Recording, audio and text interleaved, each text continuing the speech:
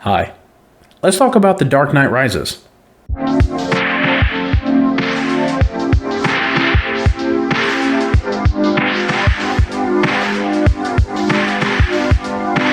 Musical styles are still a very important form of communication for our young people.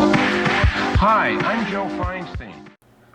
I've decided to skip my usual intro this time around. Everybody knows who directed it, who scored it, and the cast that was involved. And if you don't at this point, then Google it. I'm not always here to hold your hand through these things. Because this time, I just want to get right to the nitty-gritty, the meat and potatoes, the real foundation of it. So let me just get my main point out and I'll tell you exactly why I feel that way. Deal? This film was just of high quality and entertainment value as anything that came before in the trilogy.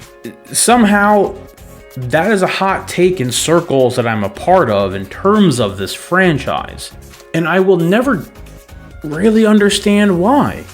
Actually, that's not true. I actually know two of the biggest reasons for arguments against my take.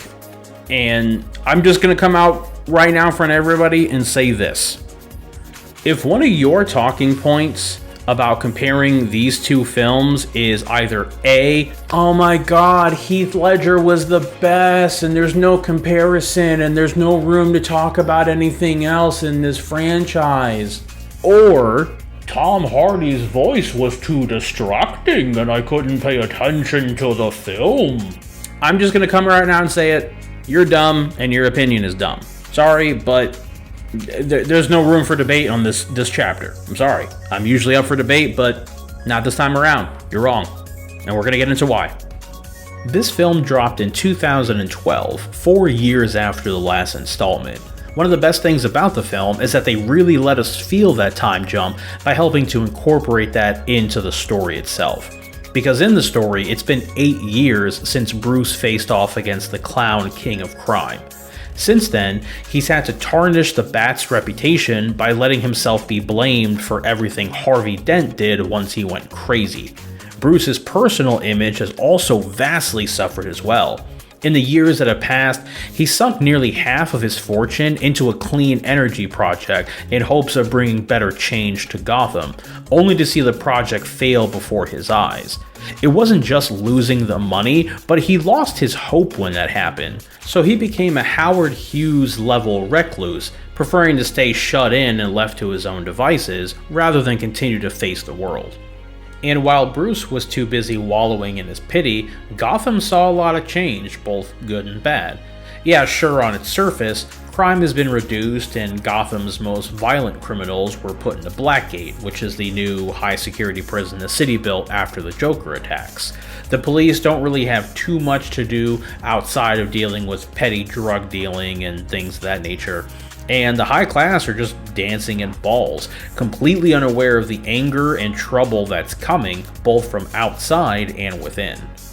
Bane, played by Tom Hardy, obviously represents the external threat coming to take advantage of the state of Gotham, but it's also that same state of Gotham that represents the internal threat.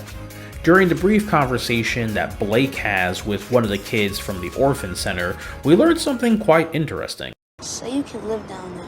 Just say there's work down there. Work? What kind of work you gonna find in the sewers? More than you can find up here, I guess. Underprivileged people are seemingly heading down into the sewers for work because there's no work for them in the city. Not only is that a hint to just how long Bane and his men have been working on their plan, but it goes to show just how hard the upper class has a grip on the city after the Joker event. The city decided to cast out all the lower people, whether that's throwing people in Blackgate or denying them jobs day to day. Watching the film a second time, Selina's line of "There's a storm coming, Mr. Wayne. You and your friends better batten down the hatches, because when it hits, you're all gonna wonder how you ever thought you could live so large and leave so little for the rest of us." really cuts deep.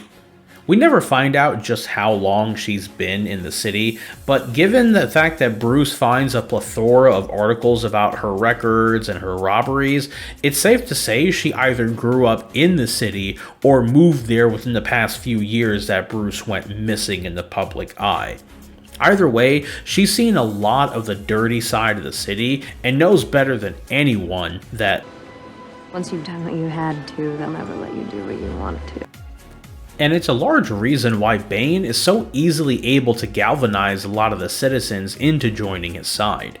He calls out how they've been treated, gives them complete control of the city, and tells them to get the vengeance that they seek.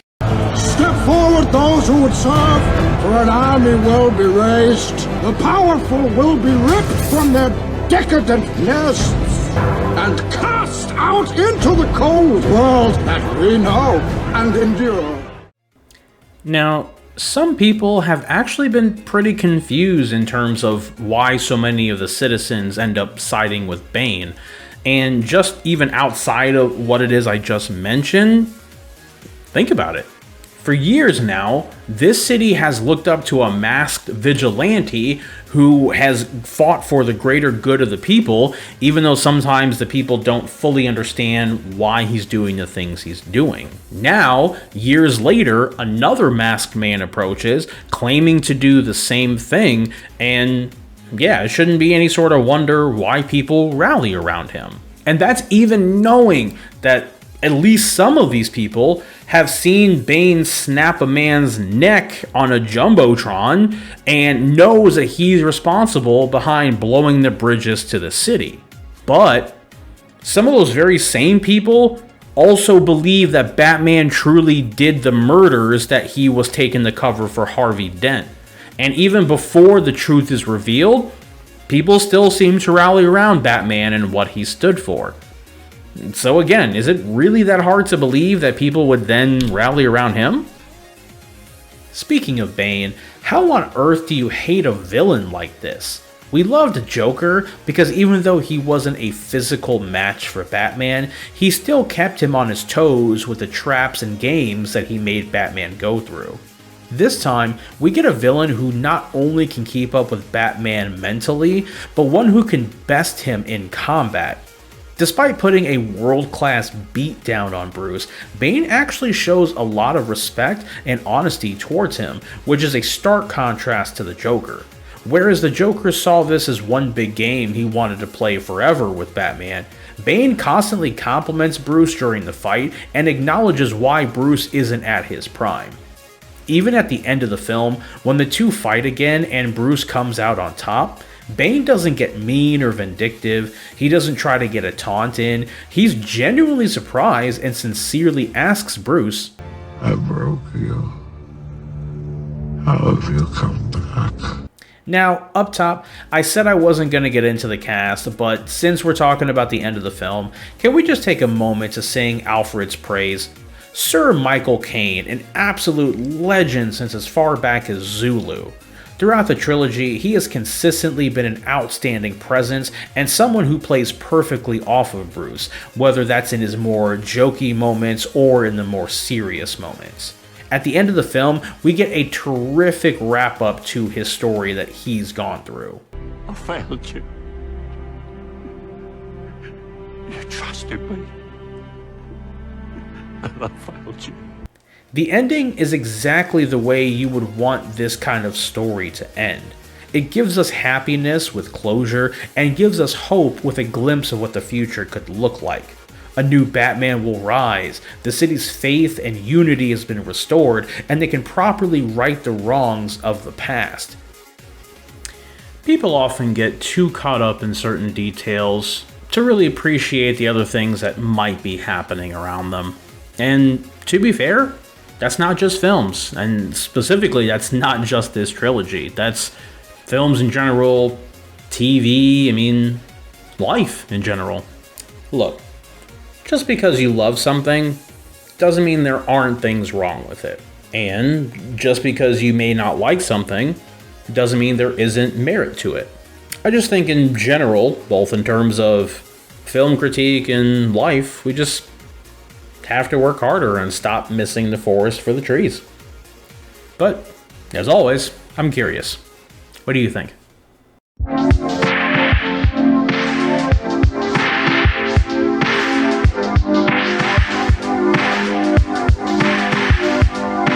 Musical styles are still a very important form of communication for our young people. Hi, I'm Joe Feinstein.